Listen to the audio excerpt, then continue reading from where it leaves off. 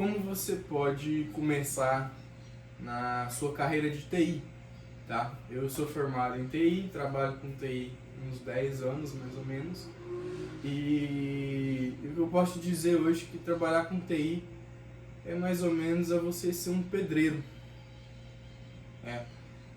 Só que diferente de você pegar peso, né? Pegar sol, movimentar, ficar o dia inteiro ali por conta da construção, você fica por conta da construção ou manter um sistema, né, no computador.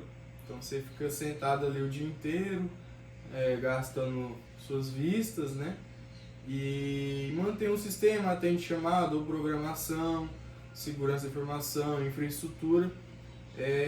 Tem várias áreas dentro de TI, tá? Então TI cresceu bastante e hoje tem muitas áreas. Tem área de quem só supervisiona, que seria semelhante a um engenheiro, um arquiteto, né? E como eu comecei na carreira de TI e como você pode começar na carreira de TI hoje em 2026, tá? Como eu comecei? Eu com 18 anos, né, descobri que eu gostava de tecnologia, então já mexia no computador há muito tempo, né, programação, segurança da informação, infraestrutura. Desde os 16 anos eu consegui meu primeiro notebook, trocando um celularzinho velho, mais um dinheirinho, peguei um notebook e de cara já instalei um Linux. Para quem não sabe, Linux é um sistema operacional como se fosse um Windows, só que ele chama de Linux, que é código aberto, é semelhante, tá? Então, tive muito contato com Linux desde os 16 anos de idade. Minha vontade era de ser um hacker, né? E eu precisava de um notebook com Linux, tá?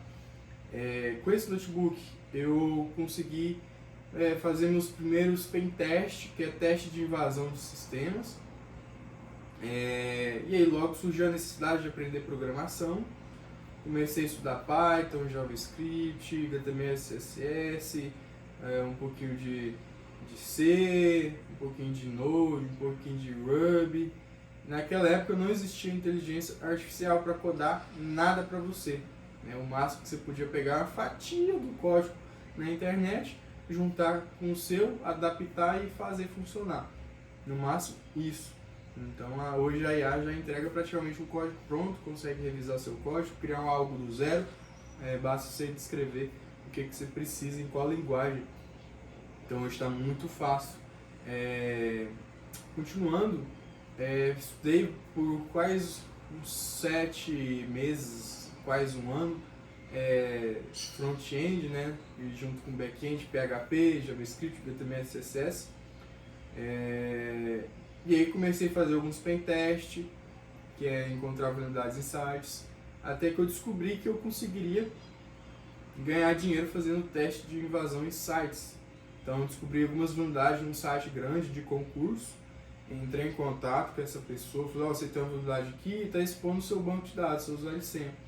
Ele ficou em choque, porque eu tinha o usuário e a senha do banco de dados dele. E eu fiquei em choque também, porque eu não sabia como acessar o banco de dados dele, mesmo tendo o usuário e a senha. Ainda era jovem, e aí eu ganhei um trocadinho com esse cara, e aí ele me ofereceu outro serviço que era para resolver um problema de lentidão do site dele, o WordPress. E aí eu peguei o serviço, acabei que eu não dei conta de resolver o problema de velocidade. E ficou elas por elas.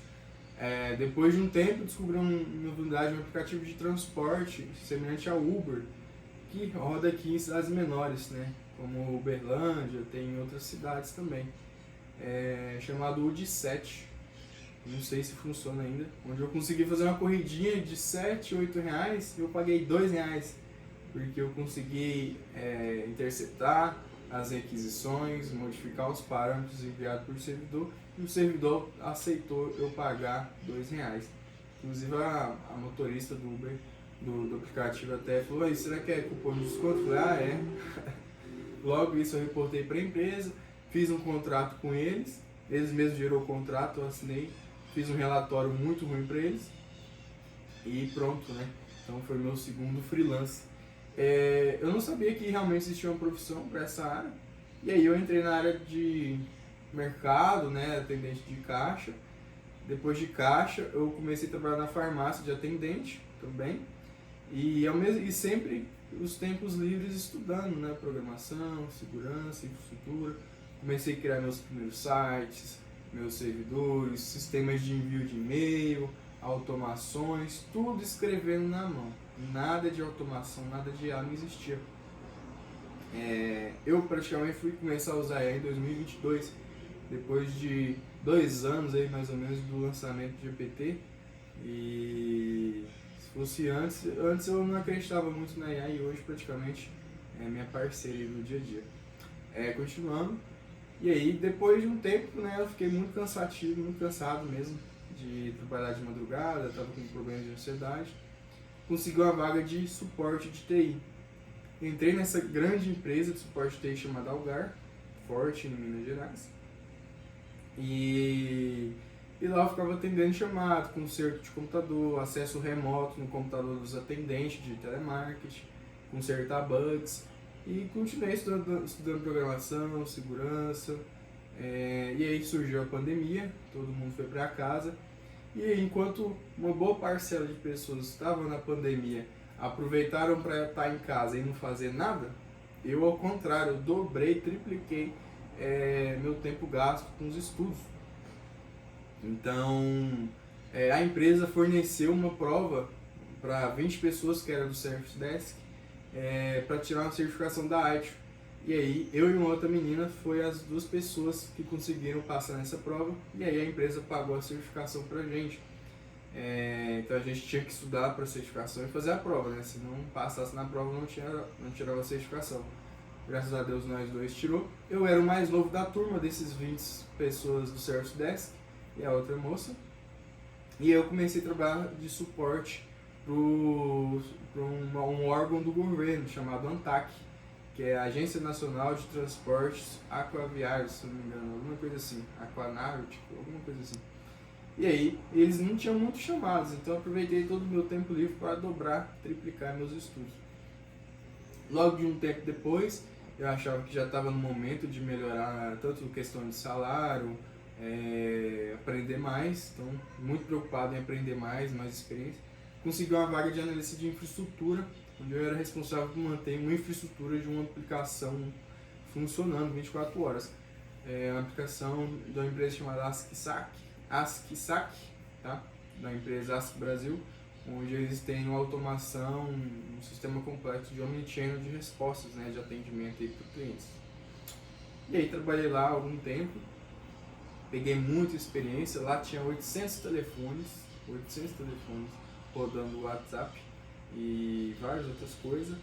E aí, depois de lá, eu achei uma vaga na minha área que eu sempre gostei, sempre fui apaixonado por segurança da informação.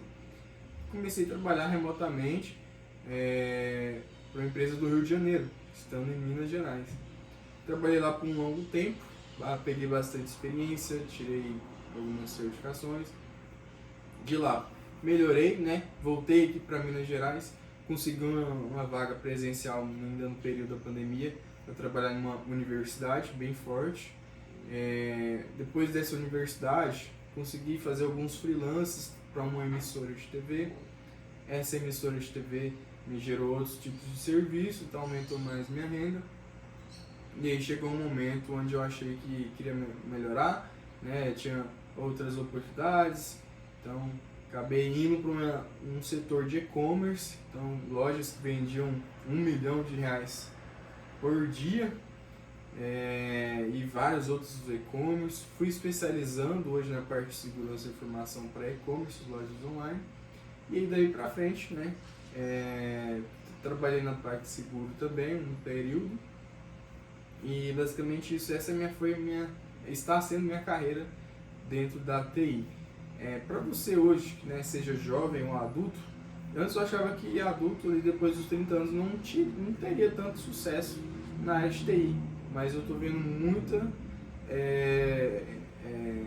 informação que é contrária ao que eu pensava.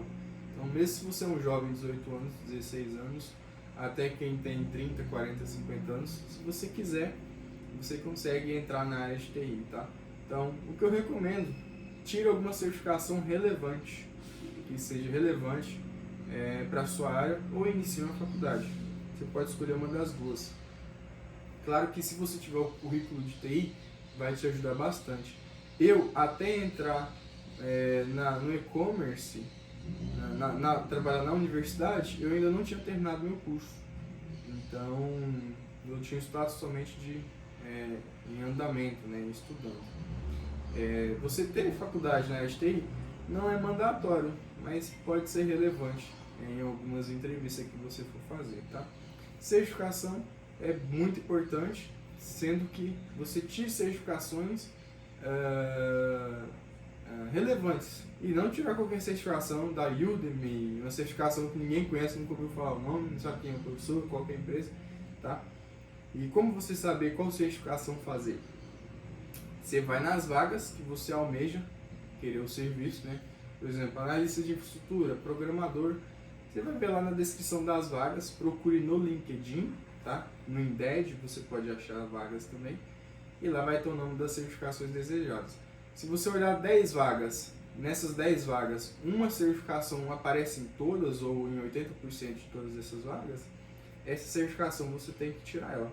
Que isso vai ser muito bom para o seu currículo, tá? Junto com o seu conhecimento técnico. Você pode ganhar bolsa também para a faculdade, caso você não tenha dinheiro para pagar a faculdade. Recomendo fazer o Enem, você consegue lá 100% pelo ProUni, a faculdade de graça, ou pela faculdade federal também. Só que tem algumas federal que o tempo de estudo é muito longo e acaba sendo muito cansativo. E o material das faculdades, até quando eu estudava, era muito antigo. No caso, eu formei em 2020, o material era de 2004, né? Quase 20 anos aí de diferença. Mas os professores tentavam buscar novos materiais, mas a maioria do conteúdo era conteúdo antigo. No meu caso, eu formei em redes de computadores, tá? Então, para você conseguir uma vaga hoje de TI, o que eu te recomendo? Procure em sites de emprego, Indeed, vagas.com, LinkedIn principalmente. Divulgue seu serviço com vídeos também lá dentro do LinkedIn, texto. Se você está estudando alguma coisa, mostre isso na internet, mostre que você está estudando algo. Alguém pode te achar pelo seu conteúdo que você está postando. Mas estude.